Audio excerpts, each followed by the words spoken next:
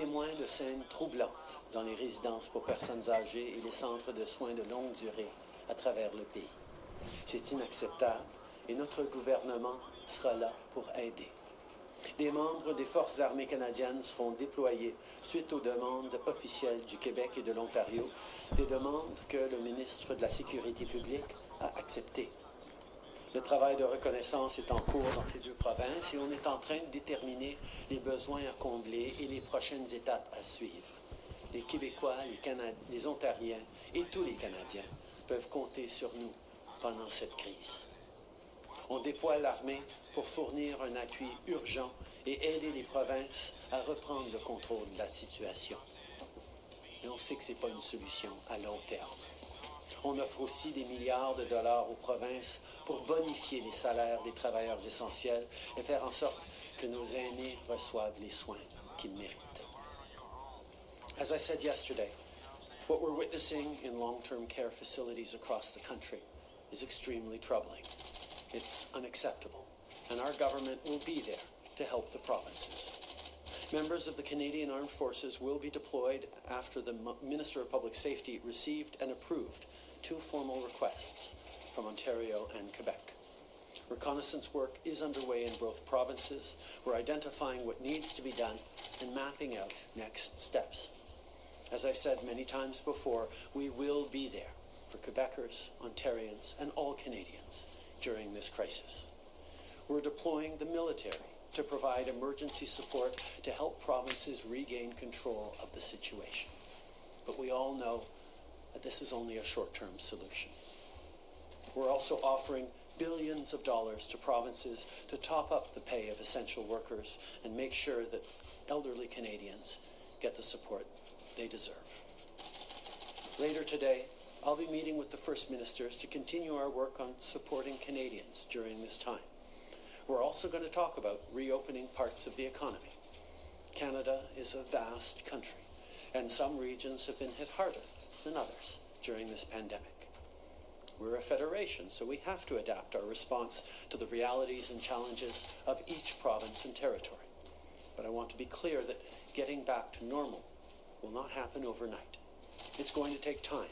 It won't be as simple or as easy as flipping a switch. It'll require a lot of coordination at the national level, and our government will be there to do that work. We will be working with the provinces and territories to establish principles and guidelines to start reopening the economy safely. Over the coming weeks, you'll hear more talk about reopening, but you need to know we're not out of the woods. It's absolutely critical that everyone continues to follow local public health instructions as we move forward. For now, these instructions are the same for all Canadians. No matter where you live, you should be staying home as much as you possibly can. You should be washing your hands regularly, and you should always keep a safe distance of 2 meters from others. That is the only way for us to make it through together. Merci beaucoup. Merci beaucoup, Monsieur le Premier ministre. On va commencer la période de questions au téléphone aujourd'hui. Opérateur, c'est à vous. Thank you. Merci. Première question, Michel Lanache, TVA Nouvelle, à vous. Oui, bonjour. D'abord, vous entendre sur ces loyers commerciaux.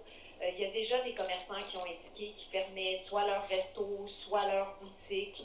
Pouvez-vous nous dire à quel moment l'argent arrivera pour eux et si vous ne pensez pas qu'il aurait fallu agir plus tôt? On sait à quel point c'est une crise extrêmement difficile sur les petites entreprises, particulièrement des restos, des petites entreprises qui doivent fermer à cause de la Covid-19. C'est pour ça qu'on reconnaît que même avec la subvention salariale, les coûts fixes des entreprises représentent un vrai défi.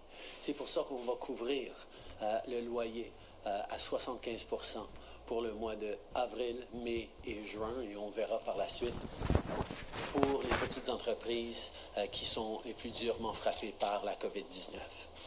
On a mis sur pied déjà un accès au crédit plus facile pour les petites entreprises où ils vont avoir jusqu'à 40 000 $ pour aider avec ces coûts dans l'intérim. Et l'argent pour les appuyer dans leur loyer va arriver le plus tôt possible, mais ça va être rétroactif pour les aider pour le mois d'avril. En suivi, Michel? Bien sûr, en suivi, M. Trudeau, j'aimerais vous entendre sur les CHSLD au Québec et les centres de soins de longue durée. Certains auront l'impression qu'hier, vous avez voulu faire la morale aux provinces. Il y a un conseiller du premier ministre du Québec qui vous dit « La solution, elle est simple et connue depuis des années maintenant. Le fédéral devait augmenter les transferts en santé. » Est-ce que vous considérez que cette analyse est juste et est-ce qu'il n'est pas temps d'augmenter ces transferts? Je pense que tous les Canadiens se posent des questions sur ce qui s'est passé dans les centres d'hébergement long terme, nos centres d'aînés. C'est un constat que nous devons tous faire et effectivement, il va y avoir des questions pour tout le monde, pour tous les paliers de gouvernement sur ce qu'on aurait dû faire et surtout ce qu'on devra faire dans les mois et les années à venir. Effectivement, nous allons faire partie des conversations parce que le fédéral doit faire partie de la solution et on va prendre ces conversations quand ils viendront. Pour l'instant, notre emphase est de passer à travers cette crise actuelle, d'aider les provinces à regagner le contrôle de la situation. On sera là pour aider les Canadiens, on sera là pour aider nos aînés en difficulté.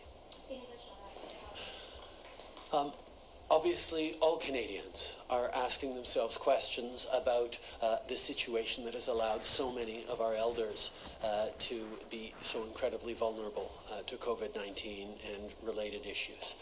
We need to do better, and we will be working with the provinces on ways to move forward. We will, of course, be there to have conversations about increasing supports to the provinces for health care. We've seen significant needs on health care across the country.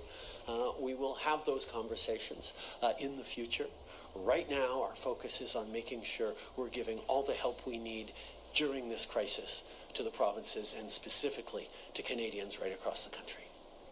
Merci. Opérateur, prochaine question. Thank you. Merci. Prochaine question, Catherine Lévesque, La Presse canadienne. À vous. Oui, bonjour, M. Trudeau. Je veux juste revenir sur les loyers rapidement. Je veux savoir quelle sera la part des responsabilités des provinces et des territoires là, quant à ces paiements. Donc, d'où va venir l'argent, dans quelle proportion et comment est-ce que ça va se faire concrètement? Pour les petites entreprises qui ont 50 000 $ de loyer par mois ou moins, qui sont très durement touchés par la COVID-19, on va leur permettre de payer seulement 25 % de leur loyer pour avril, mai et juin. Du 75 % qu'eux, ils ne vont pas payer, le propriétaire de l'immeuble couvrira le 25 %, absorbera 25 % et le fédéral et les provinces vont prendre le 50 % qui reste. La proportion divisée entre fédéral et provincial, c'est 75 % pour le fédéral, 25 % pour le provincial. Mais on aura des gens pour expliquer en plus de détails ces annonces dans l'heure qui suit. Question suivie, Catherine. D'accord, très bien. Et puis, sur ces bonus pour les travailleurs essentiels, puisque vous offrez des milliards de dollars aux provinces, or, on sait que le sujet était à l'ordre du jour la semaine dernière lors de votre rencontre là, avec les premiers ministres des provinces. En êtes-vous arrivé à une entente et sinon, pourquoi? Qu'est-ce qui bloque? On a fait du très bon progrès au cours de la dernière semaine avec les provinces. Évidemment, différentes provinces ont des situations extrêmement différentes. On a la réalité au Québec et en Ontario. Le Québec a déjà agi, la Colombie-Britannique a déjà agi d'une certaine façon. Donc, on va être là pour appuyer ce qu'ils sont en train de faire et peut-être accroître ce qu'ils sont en train de faire. D'autres provinces qui font pas face à la même crise, à la même pandémie, à l'intensité de pandémie que d'autres, sont un petit peu incertains de comment ils ont besoin de cette aide et comment l'avoir. Donc, on a travaillé avec eux sur les derniers jours pour trouver une façon d'avancer qui avait de l'allure pour tout le monde. Mais on est là pour aider, pour s'assurer que nos travailleurs essentiels aient l'appui nécessaire pour continuer leur travail. We have been working over the past week with provinces on topping up the pay for essential workers, particularly those in long-term care facilities. We recognize that they're doing particularly important, they're always particularly important jobs, but they're particularly difficult and complex circumstances right now. But all provinces are in slightly different situations. So a number of provinces want to move forward very quickly. Others had a few questions about how it would apply in their province where the pandemic is hitting less hard, where budgetary constraints are different and choices are different. We are getting very close to having an agreement with all the provinces, and we should be able to move forward soon. Opérateur, prochaine question. Thank you. Merci. Next question, Laura Osmond, the Canadian Press. Line open. Good morning, Prime Minister. I wanted to ask you about the cost-sharing agreement with the provinces for the rent subsidies. What else do you do with the body go Are shopping? they sort of set in stone at this point? Are they still being negotiated? And So if I don't so, know are what different that's why I'm just thinking, because he provinces just said making their own hello, deal so with I'm the just federal thinking, government, because or will I they be contacted across them, the board? Those are questions better suited for the more technical briefing a little bit later, but I can tell you that we have worked out this agreement with the provinces, and the program as it is right now is how it is going to unfold. Is he investing in companies, follow-up? or do I just say that we're looking for marketing contracts Thank you. with businesses? Some businesses are saying they have no revenue. They can't cover that 25%. And they're, now that they've shut their doors, they don't think they're going to be able to reopen them unless they get full support. Is there more help coming for them? What do you say to those businesses? This is an extremely difficult situation for Canadians, for businesses right across the country. We recognize that COVID-19 is hitting some people harder than others, some areas harder than others.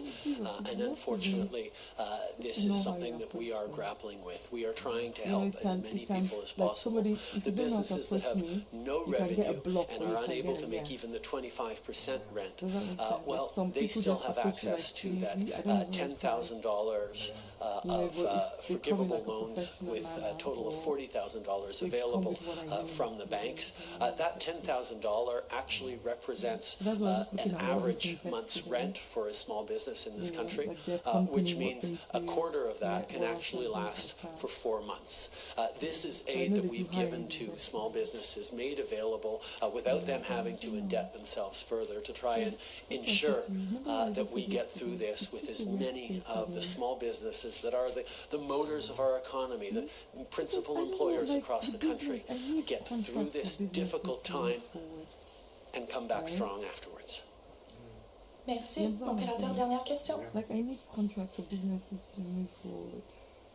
You know, but Thank you. a lot of Merci. people, Next question, Adam Uris, New Brunswick Telegraph. businesses that I thought I would be working with, a lot of them are not spending money on that kind of New Brunswick Premier advertising. Blaine Teague says several of the province's employers are struggling to get employees to agree to return to work, suggesting Now, it's a repercussion my of the current Canada customers, Emergency Response some of them are benefits. still Are there older. concerns that Canadians may instead want to stay home and collect benefits and not return to work? And was Yeah, it but thought they of can't sell when them Blaine anymore. They planned don't all want this? to buy anymore. We've tried for the past few weeks. We are facing one of the largest health crises, the largest economic crisis of our lifetime, and Canadians need help.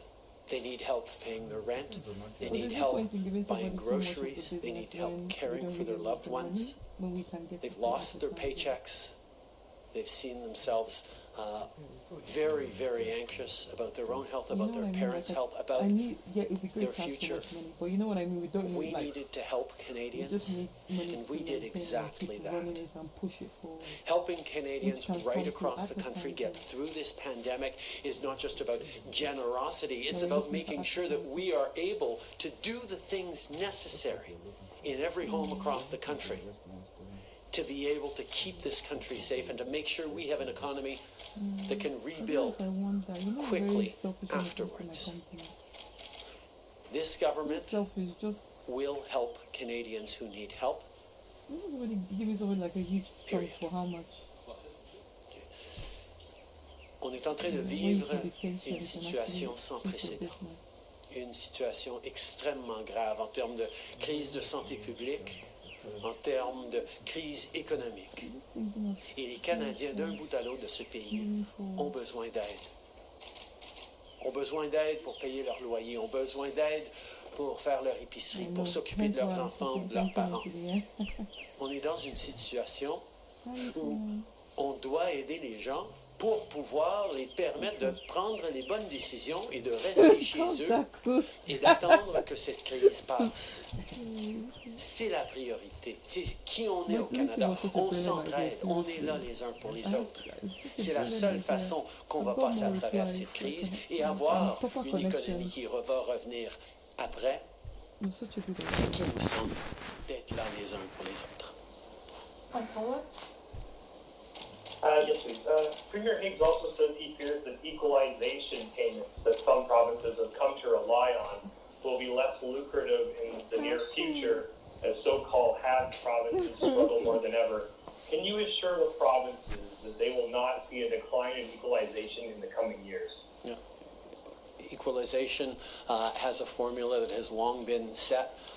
And we will continue to look at ways to ensure that it's working for provinces right across the country. It's important that Canadians in every province receive the services to which they're entitled right across the country. That's what equalization is about, and we support that principle very strongly. Bonjour, M. Trudeau, Louis Blouin de Radio-Canada. Quand vous regardez ce qui se passe dans les CHSLD en ce moment, est-ce que vous regrettez de ne pas avoir été plus généreux dans les transferts en santé, donné par exemple aux provinces qu'elles demandaient ce 5% d'augmentation? Est-ce que vous regrettez de ne pas avoir été plus généreux? Je pense qu'il faut toujours prendre des réflexions sur les résidences d'aînés qui ne sont pas toujours nécessaires à l'intérieur du système de santé. Peut-être qu'effectivement, on pourrait avoir une discussion sur si nos résidences d'aînés devraient faire partie du système de les soit régis sous la loi canadienne sur la santé. Il y a plusieurs suggestions, plusieurs discussions qu'on pourrait avoir dans les mois à venir. Pour l'instant, ma priorité, c'est de m'assurer qu'on est en train d'aider les gens qui souffrent aujourd'hui et demain, et c'est ce qu'on va faire. Cette approche-là que vous suggérez, pensez-vous que ça pourrait créer de la résistance de la part des provinces, à savoir un empiètement dans leur champ de compétences? Par ailleurs, si vous êtes pour donner plus d'argent, est-ce que ce serait attaché à des conditions pour vous assurer que l'argent va aux endroits souhaités? C'est de très bonnes questions et c'est des questions qu'on va se poser en discussion entre province et gouvernement fédéral. On est une fédération qui est là pour s'adapter aux réalités de la situation et du monde dans lequel on vit.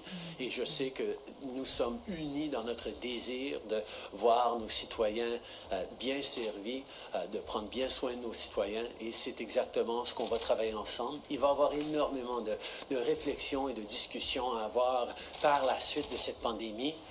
Pour l'instant, on est en train de travailler ensemble pour s'assurer qu'on prend soin de tous les Canadiens. Good morning, Prime Minister Slimish of DCBC. I want to go back to what you said about the federal government coordinating the reopening of provinces. You talked about guidelines. What sort of guidelines is your government giving the provinces, and would you ever go so far as to tell a province not to reopen something? I think we all understand that the gains that we have made in controlling the spread of COVID-19 to this point have come because people have been very, very diligent across the country about staying home, about not working unless it's essential, about not going out unless it's essential, to both protect essential workers and specifically to prevent our health system from getting overloaded. That has been successful. We also have seen that because of that success, we can now talk about gradually or carefully reopening economic activity in certain sectors. But we have to be very, very careful.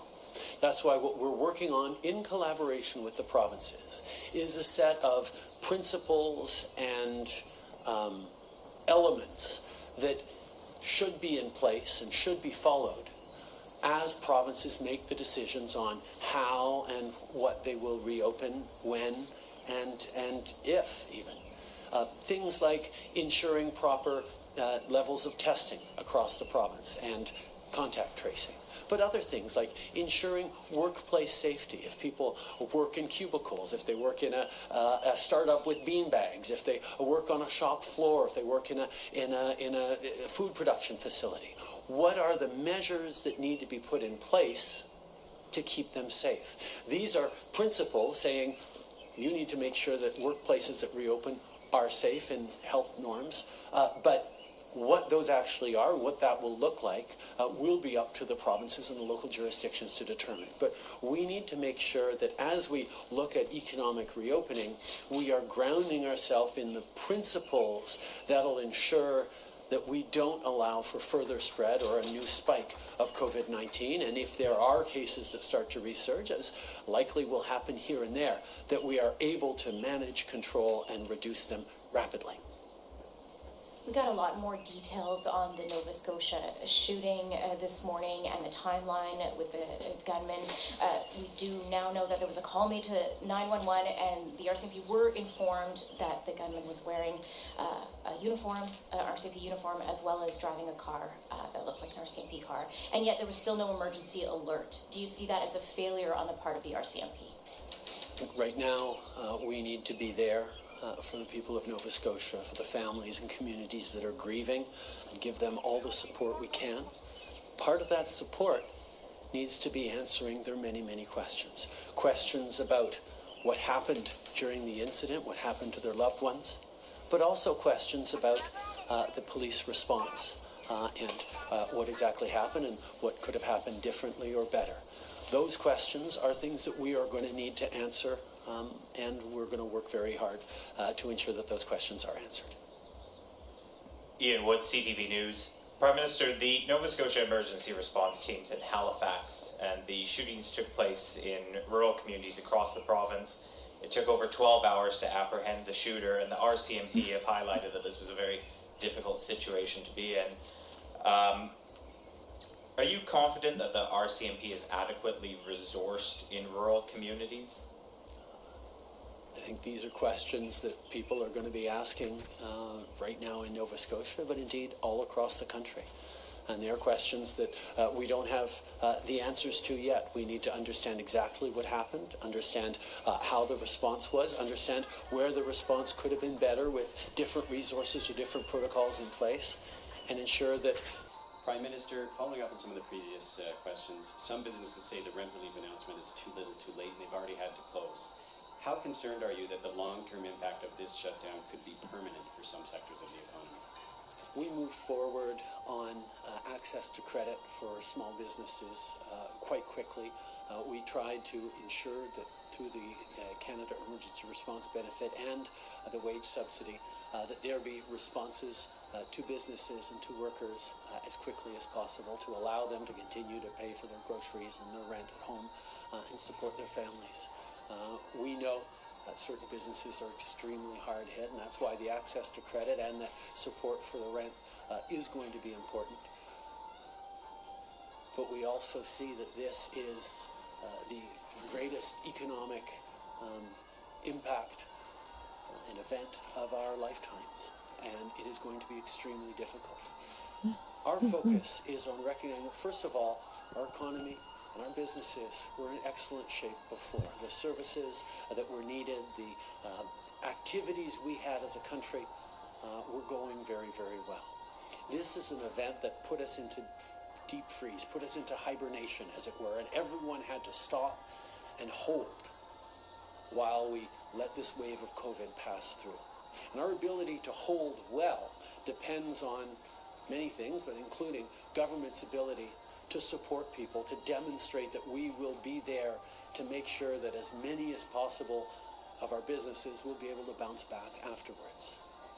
We are working to try and get help out to as many people as possible. Some sectors are more hard hit than others, but we know at the end of this, people will need to travel for work, for pleasure. People will need to go to restaurants. People will need to become tourists again in different places across the country and around the world. There are businesses that are hardest hit now who will be able to restart later. And that is our focus on trying to get through this moment of hibernation, which Canadians are doing quite well, as you would imagine. And a follow-up question about violence against women in rural areas. This has long been an issue looking back at the Renfrew County massacre in 2015, which left 3 women dead, and this recent mass shooting. What can the federal government do to ensure the safety of women in rural, remote areas who are at risk of violence? We have made significant investments over the past years in shelters for victims of domestic violence, of shelters of women facing gender-based violence. We've moved forward with a gender-based violence strategy. We are looking at stronger gun control measures that will include things like red flag laws that will give people the capacity not just to remove guns but to prevent people from acquiring new guns if there are issues around domestic violence. But we recognize that there is so much more to do. And that is why, as a government and as Canadians, we need to continually pledge ourselves to be allies and solutions in the fight against